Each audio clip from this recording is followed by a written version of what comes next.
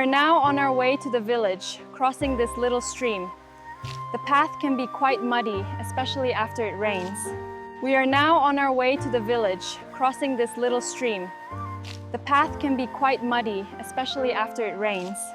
We've been farming this land for generations, and it's a part of our heritage. It's beautiful, so peaceful and lush.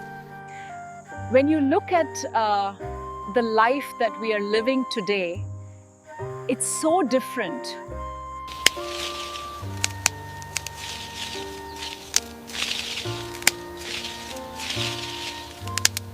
Okay, so what we're gonna do now is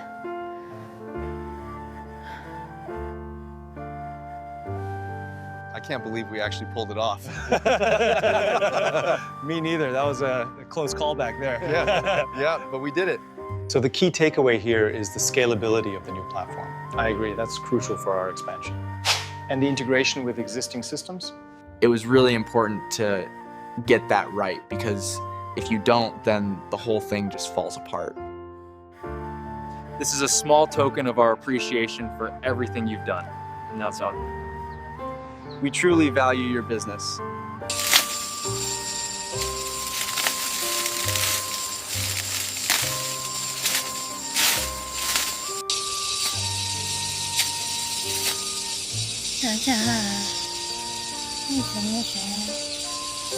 Today, we are harvesting the sweetest fruits from our orchard, a tradition passed down through generations in my family. We need to discuss the new developments. That assessed is professional option. I agree. The situation has become critical.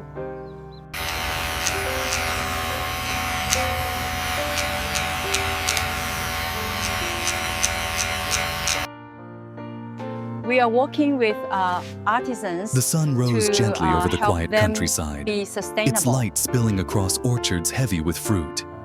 In one such orchard, the laughter of two women broke the stillness. Lytudiep stood beneath a guava tree, reaching up carefully to pluck the pale green fruit while her mother steadied the basket below. "Not like that, Ka," her mother chided softly. She took one of the guavas from her daughter's hand and turned it over. "If you pull too roughly, the stem bruises.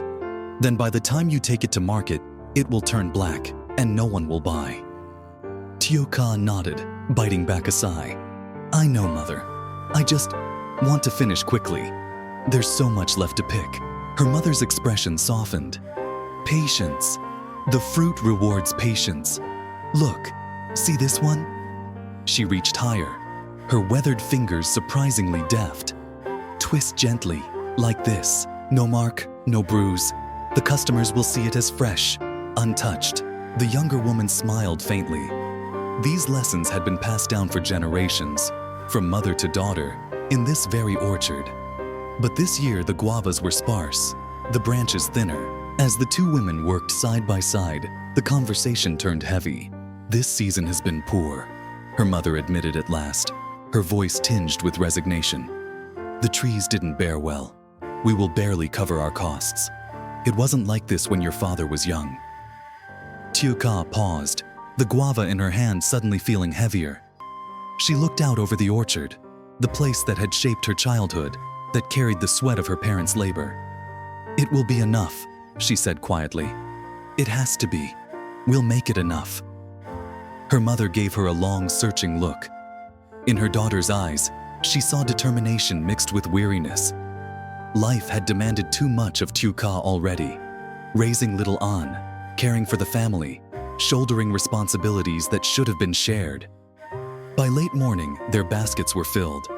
They loaded them onto the old motorbike, the guavas wrapped carefully in paper to prevent bruising. Together they rode toward the bustling town market. At the market, the air was thick with noise and scents. Grilled fish, steamed buns, fresh herbs piled high on tables. Tieu arranged her guavas neatly, calling out to passing shoppers with a practiced smile. Her voice was gentle but firm, carrying the warmth that drew customers closer. "Motki guava fresh this morning, sweet and crisp." A woman stopped, examining the fruit with critical eyes. "These look small this year." Tieu bowed her head politely. "Yes, the season was hard. But taste one. Sweet, I promise." She sliced a piece quickly and offered it. The woman chewed, then smiled, handing over cash. It was like this all morning. Bartering, smiling, explaining, persuading. By the time the sun climbed overhead, most of the guavas were gone. Tieu wiped her brow, tired, but relieved. Just then, a familiar figure approached. Her grandmother, carrying baby An in her arms. The sight of them brought immediate light to Tieu's face. "Grandmother, you didn't have to come," she exclaimed, reaching for her child. The older woman chuckled. "And leave you to juggle everything alone? No. Besides, this little one insisted on seeing her mother." Anne squealed happily, clinging to Tieu's neck. The grandmother set down a small bag. "I also bought a few things for Tet. Some candies, a red shirt for Anne. It's important she feels the holiday spirit." Tieu's throat tightened. "Thank you, Grandma. Truly." The three generations sat together on the worn wooden bench behind the stall, sharing stories of past New Years, of meals prepared and lanterns lit. For a few moments, despite the hardships, there was laughter and warmth. But in the back of Tieu's mind lingered a shadow, a memory of another man, far removed from this marketplace, whose presence complicated everything. Elsewhere in the city, life was moving at a very different pace. Hung, the young CEO, stood proudly before a gleaming new car delivered to his office. The polished black paint reflected the morning sun like a mirror. It was a symbol, not just of wealth, but of the independence he had carved out for himself. He accepted the keys from the dealer with a nod, though his thoughts were elsewhere. His father had once controlled every detail of his life, what he studied, whom he should marry, how he should live. But Hung had fought for his freedom. He remembered the bitter arguments, the slammed doors, and yet, with time, his father had relented. "Decide for yourself," the older man had finally said. "But make me proud." Hung carried those words like both blessing and burden. Now, as he drove the car for the first time, he whispered under his breath, "Thank you, Father. I will not waste this chance." Later that day, he met with business partners to discuss the company's future. The conversation was sharp, focused. "In the age of 4.0, Hung said firmly, "technology is not optional. It is survival. Our sales teams must not only sell, they must consult, advise, guide customers through choices. That is how trust is built." His partners nodded, scribbling notes. Hung leaned forward, eyes blazing. "If we fail to adapt, we will fall. I will not let that happen." He meant it. For him, success was not just numbers. It was proof that he had been right to seize control of his destiny. And yet, even in the midst of ambition, a softer thought intruded. The memory of a woman's quiet smile, of a child's laughter. Tieu and little An. The connection between them was complicated, unspoken, but real. And it was growing stronger every day. The afternoon market was slowly winding down, vendors gathering their goods, the chatter softening as daylight waned. Tieu carefully collected the guavas that hadn't sold, stacking them neatly in a woven bamboo basket. Beside her, little Anne clutched the new jacket that Grandma had just bought, her face glowing with innocent joy. "Do you like this jacket, Anne?" Tieu asked gently, brushing a strand of hair from the girl's forehead. "Yes, it's red like peach blossoms in Tet," Anne exclaimed, her laughter ringing like bells. Both her mother and grandmother chuckled, the moment light and sweet. Yet, behind her smile, Tieu's heart felt heavy. Tet was approaching fast, expenses were piling up, and this year the guava harvest had failed. The meager profits barely covered the basics. She kept her worries hidden, refusing to let Anne sense the weight that pressed on her. By the time they returned home, the evening sun had dipped low, painting the small courtyard in hues of amber. Her mother started the firewood stove, smoke curling through the yard. Dinner was simple, a pot of vegetable soup and a plate of salted dried fish. But for Tieu, no feast in the world compared to the warmth of a meal shared with family. As they ate, her mother suddenly spoke up. "Ka, I heard people say CEO Hung received another new car today. A man like him, wealthy, accomplished. Have you ever thought about whether you and he could truly walk the same path? The chopsticks froze in Tieuka's hand. She forced a faint smile. Mother, there's really nothing certain between us. Hung is a good man, but I don't dare dream too high. All I hope for is to raise and well and live a quiet life. Her mother sighed, gazing at her daughter with worry. I understand, but you deserve happiness too. You can't carry hardship forever. The words struck something deep inside Tieuka. She didn't dare admit that in the stillness of the night, she often replayed Hung's thoughtful gaze in her mind. The way he had quietly brought gifts for An. The warmth in his voice when he placed a jacket in her hands and whispered, "It's cold this winter. Wear this to stay warm." Meanwhile, in the bustling city, Hung returned to his luxurious apartment after a long day of negotiations with business partners. The golden lights filled the wide living room, but the emptiness of silence pressed heavily around him. He sat at his desk, flipping open a small notebook that usually held his plans and strategies. The page was blank, yet his pen moved almost unconsciously, sketching an image. A small home, laughter spilling from within, and the outline of a child running across the yard. Hung leaned back, staring at the drawing. Is this what I'm missing? He wondered. He remembered An's radiant smile the last time she received a simple toy from him. He remembered the startled, grateful look on Tieuka's face when he handed her a new coat. Those simple moments lingered with him far longer than the victories of his corporate life. That night, the village lay quiet under a blanket of stars.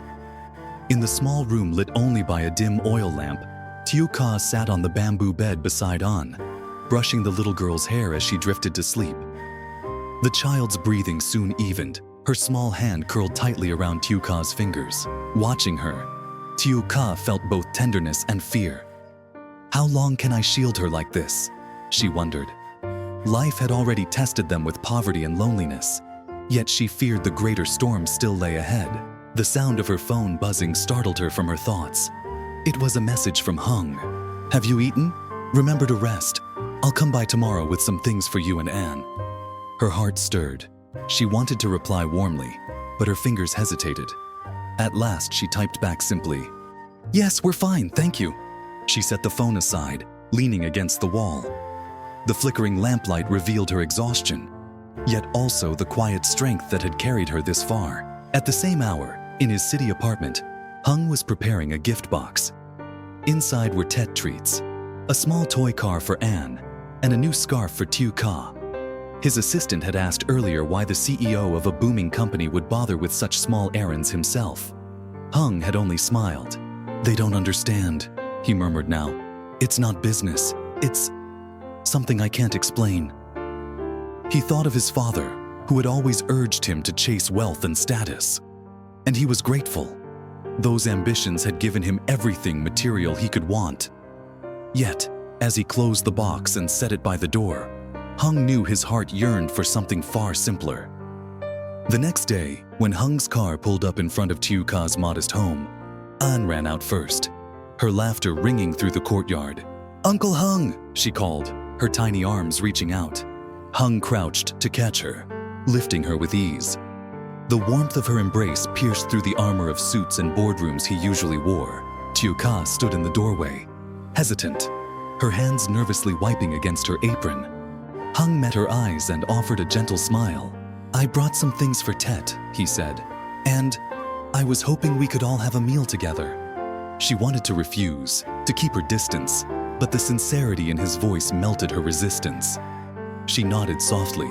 Inside, as they sat around the humble wooden table, the contrast was stark. Hung, with his tailored shirt and refined manners, seemed almost out of place in the modest setting. Yet he poured tea for Tieuka's mother, complimented the home-cooked dishes, and even helped An with her rice. For the first time, Tieuka felt the invisible wall between their worlds begin to thin, but peace never lasted long. Just as laughter filled the room, a knock sounded at the door. When she opened it, Tieuka froze. Standing there was a man from her past, the father of An. His eyes were shadowed with regret, his voice low. I just want to see my daughter."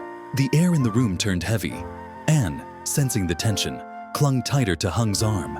Tieu Ka's voice trembled but firmed as she spoke. "You've lost that right long ago. We're doing fine without you." The man's face twisted with remorse, but she shut the door before he could argue. Her body shook, yet when she turned back, she found Hung watching her with quiet strength. He didn't pry. Instead, he placed a reassuring hand on her shoulder. "You're not alone," he said simply. In that moment, something shifted in her heart. She still feared the gap between them, still doubted whether fate would allow their paths to stay entwined. But as Anne nestled between them, her small hand gripping theirs both, Tieu Ka dared, for the first time, to believe that perhaps love could bloom even amidst hardship. And so, as the Tet season approached, the three of them sat together under the glow of a single lantern, sharing warmth against the uncertainties ahead. For Tieu Ka, it wasn't yet a promise of forever, but it was hope. And sometimes, hope was enough to carry one through the darkest nights.